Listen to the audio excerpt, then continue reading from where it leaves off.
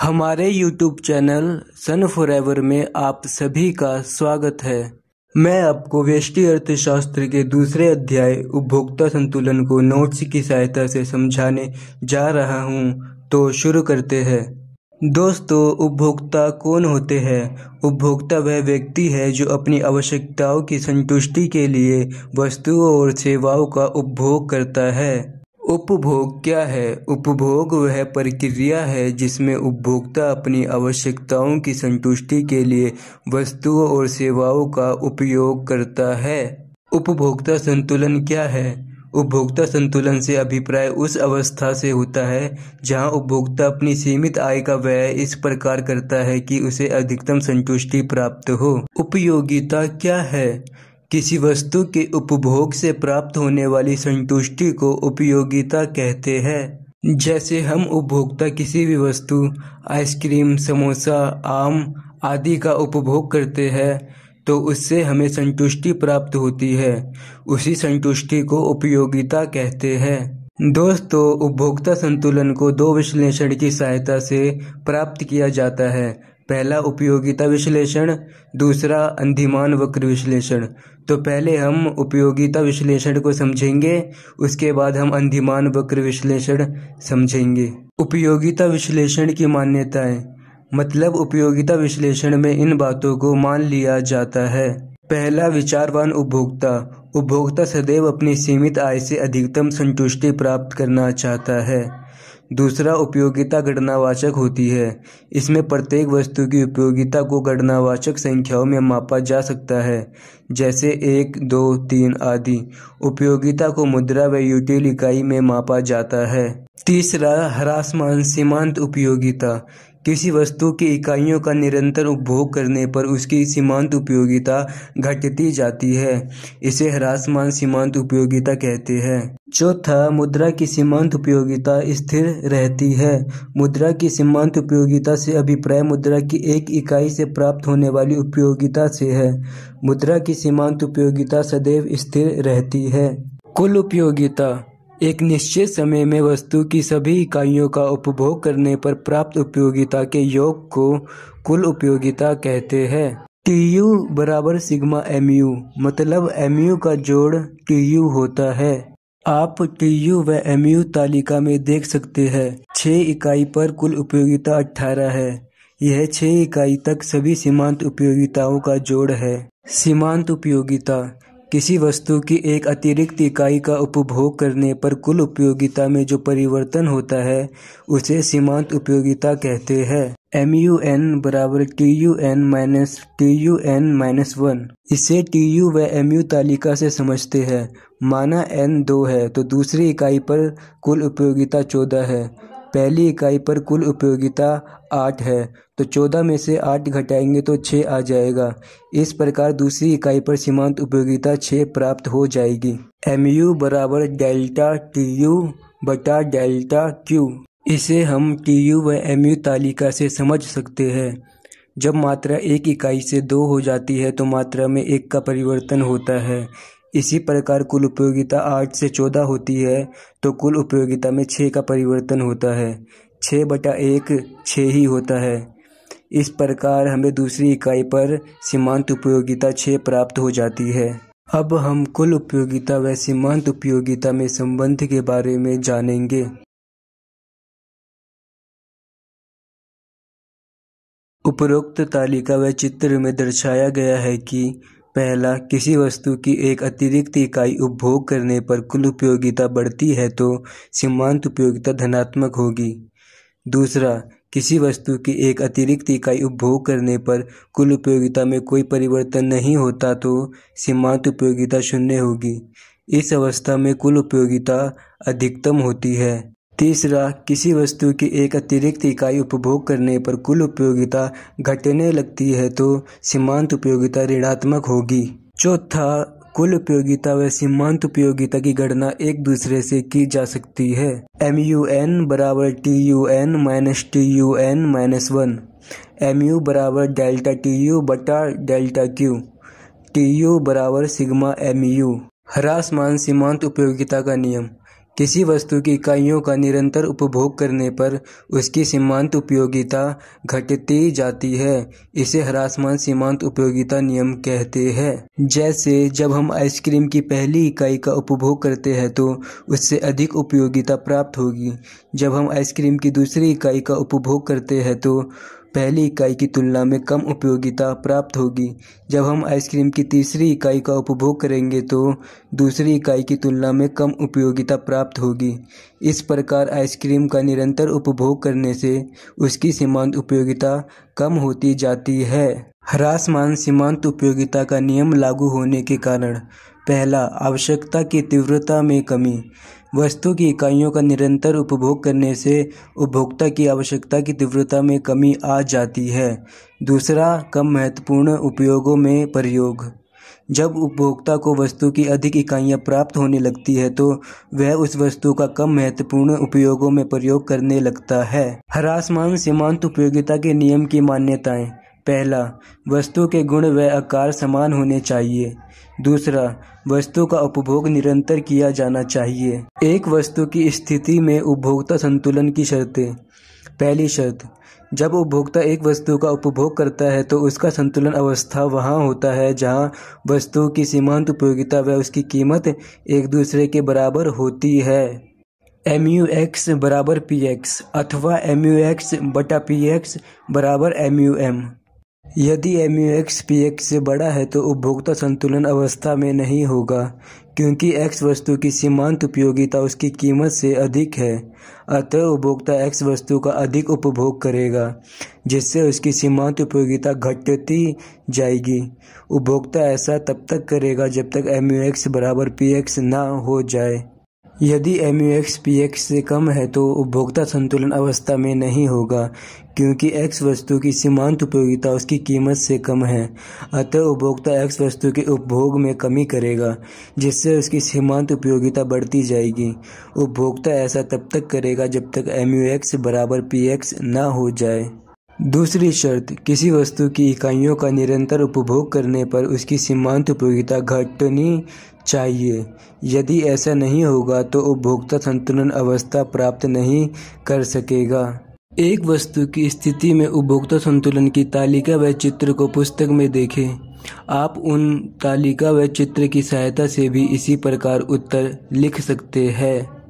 दो वस्तु की स्थिति में उपभोक्ता संतुलन की शर्तें: पहली शर्त, जब उपभोक्ता दो वस्तुओं का उपभोग करता है तो उसका संतुलन अवस्था वहाँ होता है जहाँ दोनों वस्तुओं की प्रति रुपया सीमांत उपयोगिता एक दूसरे के बराबर होती है। MUX / PX = MUY / PY = MUM। यदि MUX / PX MUY / PY से अधिक हो तो उपभोक्ता संतुलन अवस्था में नहीं होगा, क्योंकि X वस्तु की प्रति रुपया सीमांत उपयोगिता Y वस्तु की प्रति रुपया सीमांत उपयोगिता से अधिक है। अतः उपभोक्ता X वस्तु का अधिक उपभोग करेगा तथा Y वस्तु का कम उपभोग करेगा, जिससे X वस्तु की सीमांत उपयोगिता घटेगी तथा Y वस्तु की सीमांत उपयोगिता बढ़ेगी। उपभोक्ता ऐसा तब तक करेगा जब तक MUX / PX = MUY / PY न हो जाए। यदि MUX / PX MUY / PY से कम हो तो उपभोक्ता संतुलन अवस्था में नहीं होगा, क्योंकि X वस्तु की प्रति रुपया सीमांत उपयोगिता Y वस्तु की प्रति रुपया सीमांत उपयोगिता से कम है। अतः उपभोक्ता X वस्तु का कम उपभोग करेगा तथा Y वस्तु का अधिक उपभोग करेगा, जिससे X वस्तु की सीमांत उपयोगिता बढ़ेगी तथा Y वस्तु की सीमांत उपयोगिता घटेगी। उपभोक्ता ऐसा तब तक करेगा जब तक MUX / PX = MUY / PY न हो जाए। दूसरी शर्त, किसी वस्तु की इकाइयों का निरंतर उपभोग करने पर उसकी सीमांत उपयोगिता घटनी चाहिए। यदि ऐसा नहीं होगा तो उपभोक्ता संतुलन अवस्था प्राप्त नहीं कर सकेगा। अनधिमान वक्र। अनधिमान वक्र वह वक्र होता है जो दो वस्तुओं के उन विभिन्न संयोगों को दर्शाता है जिससे उपभोक्ता को समान संतुष्टि प्राप्त होती है। आप अनधिमान तालिका में देख सकते हैं, संयोग A में वस्तु X की मात्रा 1 है और वस्तु Y की मात्रा 10 है। इसी प्रकार संयोग B, C, D में वस्तु X और वस्तु Y की मात्राओं को दर्शाया गया है। इन सभी संयोगों से उपभोक्ता को समान संतुष्टि प्राप्त होती है। अनधिमान तालिका की सहायता से अनधिमान वक्र को बनाया गया है। उपभोक्ता बंडल। उपभोक्ता बंडल दो वस्तुओं की मात्राओं का ऐसा संयोजन है जिसे उपभोक्ता वस्तुओं की कीमत तथा अपनी दी हुई आय के आधार पर खरीद सकता है। अनधिमान मानचित्र। एक ही रेखा चित्र में एक से अधिक अनधिमान वक्रों को दर्शाना अनधिमान मानचित्र कहलाता है। सीमांत प्रतिस्थापन दर। संतुष्टि के समान स्तर को बनाए रखते हुए वह दर जिस पर उपभोक्ता एक वस्तु की एक अतिरिक्त इकाई प्राप्त करने के लिए दूसरी वस्तु की मात्रा त्यागने के लिए तैयार है। MRS बराबर डेल्टा वाई बटा डेल्टा एक्स बराबर वाई वस्तु की हानि बटा एक्स वस्तु का लाभ। अब हम अनधिमान वक्र की विशेषताएं जानेंगे। पहला, अनधिमान वक्र बाएं से दाएं नीचे की ओर ढालू होता है। इसका अर्थ यह है कि अनधिमान वक्र ऋणात्मक ढाल का होता है। इसका कारण यह है कि उपभोक्ता को एक वस्तु की एक अतिरिक्त इकाई प्राप्त करने के लिए दूसरी वस्तु की मात्रा का त्याग करना पड़ता है ताकि संतुष्टि स्तर समान रहे। आप इसे अनधिमान तालिका व अनधिमान वक्र की सहायता से भी स्पष्ट कर सकते हैं। दूसरा, अनधिमान वक्र मूल बिंदु की ओर उन्नतोदर होता है। इसका अर्थ यह है कि अनधिमान वक्र का ढाल घटती सीमांत प्रतिस्थापन दर को दर्शाता है। इसका कारण यह है कि उपभोक्ता एक वस्तु की एक अतिरिक्त इकाई प्राप्त करने के लिए दूसरी वस्तु की मात्रा का त्याग घटती दर से करता है। इसका कारण ह्रासमान सीमांत उपयोगिता है, अर्थात एक वस्तु की अतिरिक्त इकाइयों का उपभोग करने पर उसकी सीमांत उपयोगिता घटती जाती है तथा दूसरी वस्तु का त्याग करने से उसकी सीमांत उपयोगिता बढ़ती जाती है। इसलिए उपभोक्ता एक वस्तु की एक अतिरिक्त इकाई प्राप्त करने के लिए दूसरी वस्तु की मात्रा का त्याग घटती दर से करता है। आप इसे अनधिमान तालिका व अनधिमान वक्र की सहायता से भी स्पष्ट कर सकते हैं। तीसरा, ऊंचा अनधिमान वक्र संतुष्टि के उच्च स्तर को प्रकट करता है। यह एक दृष्ट अधिमान के कारण होता है।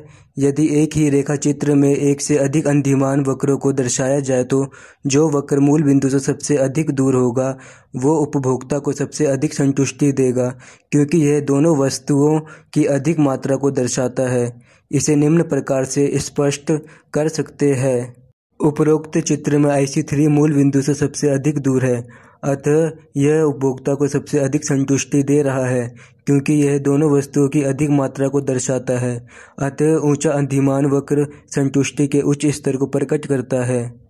चौथा, दो अनधिमान वक्र एक दूसरे को नहीं काट सकते हैं क्योंकि दो अनधिमान वक्र संतुष्टि के दो अलग अलग स्तरों को प्रदर्शित करते हैं। यदि ये एक दूसरे को काटे तो कटाव बिंदु पर संतुष्टि का स्तर समान होगा, जो कि असंभव है। इसे निम्न प्रकार से स्पष्ट कर सकते हैं। उपरोक्त चित्र में दो अनधिमान वक्रों का कटाव बिंदु A है। IC1 पर स्थित बिंदु A व B उपभोक्ता को समान संतुष्टि दे रहे हैं। IC2 पर स्थित बिंदु A व C उपभोक्ता को समान संतुष्टि दे रहे हैं। क्योंकि एक ही वक्र पर स्थित सभी बिंदु उपभोक्ता को समान संतुष्टि देते हैं, इसका अभिप्राय यह हुआ कि B व C बिंदु पर उपभोक्ता को समान संतुष्टि प्राप्त हो रही है। लेकिन ये दोनों बिंदु समान संतुष्टि नहीं दे रहे हैं क्योंकि B की तुलना में C बिंदु मूल बिंदु से अधिक दूर है, जो कि अधिक संतुष्टि दे रहा है। एक दृष्ट अधिमान। उपभोक्ता दो संयोगों में से उस संयोग को प्राथमिकता देता है जिसमें अन्य संयोग की तुलना में कम से कम एक वस्तु की अधिक मात्रा होती है और दूसरे वस्तु की मात्रा कम नहीं होती है। Budget set. बजट सेट दो वस्तुओं के उन सभी संयोगों को दर्शाता है जिसे उपभोक्ता अपनी संपूर्ण आय के बराबर या उससे कम व्यय करके वस्तु की कीमत के आधार पर खरीद सकता है। इसमें सम्मिलित सभी संयोग बजट रेखा पर और उसके अंदर स्थित होते हैं। बजट सेट समीकरण Px गुणा x जमा Py गुणा y m से कम या बराबर है। बजट रेखा। बजट रेखा वह रेखा होती है जो उन सभी संयोगों को दर्शाती है जिसे उपभोक्ता अपनी संपूर्ण आय व्यय करके वस्तु की कीमत के आधार पर खरीद सकता है। इसमें सम्मिलित सभी संयोग बजट रेखा पर स्थित होते हैं। बजट रेखा समीकरण Px गुणा x जमा Py गुणा y बराबर m। बजट बाधा। बजट बाधा उन सभी संयोगों को दर्शाती है जिसे उपभोक्ता अपनी संपूर्ण आय व्यय करके वस्तु की कीमत के आधार पर नहीं खरीद सकता है। इसमें सम्मिलित सभी संयोग बजट रेखा के बाहर स्थित होते हैं। बजट बाधा समीकरण Px गुणा x जमा Py गुणा y m से बड़ा है। अब हम बजट रेखा के खिसकाव के बारे में जानेंगे। आय में वृद्धि। आय में वृद्धि से बजट रेखा समांतर दाईं ओर खिसक जाती है।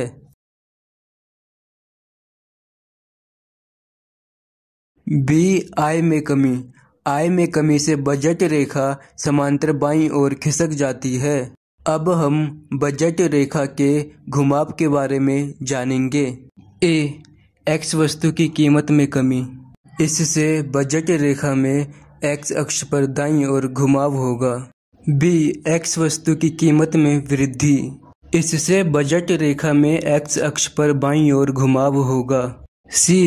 वाई वस्तु की कीमत में कमी। इससे बजट रेखा में वाई अक्ष पर दाईं ओर घुमाव होगा। वाई वस्तु की कीमत में वृद्धि। इससे बजट रेखा में वाई अक्ष पर बाईं ओर घुमाव होगा। तो हम बजट रेखा की विशेषताएं जानेंगे। पहला, बजट रेखा ऋणात्मक ढाल की होती है। इसका अर्थ यह है कि यह नीचे की ओर गिरती हुई होती है।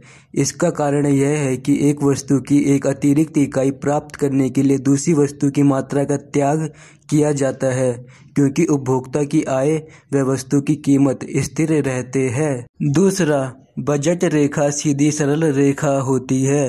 बजट रेखा का ढाल दो वस्तुओं की कीमतों का अनुपात है। क्योंकि कीमत अनुपात स्थिर रहता है, इसलिए बजट रेखा सीधी सरल रेखा होती है। अनधिमान वक्र विश्लेषण द्वारा उपभोक्ता संतुलन की शर्तें। पहली शर्त, संतुलन अवस्था में दो वस्तुओं की सीमांत प्रतिस्थापन दर व दो वस्तुओं की कीमत अनुपात एक दूसरे के बराबर होनी चाहिए। MRS XY बराबर PX बटा PY। अनधिमान वक्र का ढाल बराबर बजट रेखा का ढाल। अतः संतुलन अवस्था में IC तथा बजट रेखा एक दूसरे को स्पर्श करते हैं। उपरोक्त चित्र में IC1 पर स्थित बिंदु R व S पर उपभोक्ता संतुलन अवस्था में नहीं है, क्योंकि यह मूल बिंदु के निकट है, इसलिए कम संतुष्टि दे रहे हैं। IC3 पर स्थित बिंदु T पर भी उपभोक्ता संतुलन अवस्था में नहीं है, क्योंकि यह बजट रेखा से बाहर है, अर्थात उपभोक्ता के सामर्थ्य से बाहर है। इस प्रकार उपभोक्ता का संतुलन बिंदु IC2 पर स्थित बिंदु P पर होता है, क्योंकि यहाँ MRS XY बराबर PX बटा PY है। यदि MRS XY PX बटा PY से अधिक है तो इसका अर्थ यह है कि उपभोक्ता X वस्तु की जो बाजार कीमत है उससे अधिक देने को तैयार है। अतः उपभोक्ता X वस्तु का अधिक उपभोग करेगा, जिससे सीमांत प्रतिस्थापन दर कम होती जाएगी। उपभोक्ता ऐसा तब तक करेगा जब तक MRS XY बराबर PX बटा PY ना हो जाए। यदि MRS XY PX बटा PY से कम है तो इसका अर्थ यह है कि उपभोक्ता X वस्तु की जो बाजार कीमत है उससे कम देने को तैयार है। अतः उपभोक्ता X वस्तु का कम उपभोग करेगा, जिससे सीमांत प्रतिस्थापन दर बढ़ती जाएगी। उपभोक्ता ऐसा तब तक करेगा जब तक MRS XY बराबर PX बटा PY ना हो जाए। दूसरी शर्त, संतुलन अवस्था में सीमांत प्रतिस्थापन दर घटती हुई होनी चाहिए, अर्थात अनधिमान वक्र मूल बिंदु की ओर उन्नतोदर होना चाहिए। यदि ऐसा नहीं होगा तो उपभोक्ता संतुलन अवस्था प्राप्त नहीं कर सकेगा। अनधिमान वक्र विश्लेषण की मान्यताएं। पहला, उपभोक्ता विवेकशील होता है। दूसरा, उपयोगिता क्रमवाचक होती है। तीसरा, केवल दो वस्तुओं का उपभोग किया जाता है। चौथा, दो वस्तुओं के लिए उपभोक्ता के अधिमान के पैमाने में परिवर्तन नहीं होता है। पांचवा, दो वस्तुओं की कीमतें दी होती है तथा स्थिर रहती है। छठा, उपभोक्ता की आय दी होती है तथा स्थिर रहती है। सातवां, उपभोक्ता एक दिष्ट अधिमान के द्वारा व्यवहार करता है।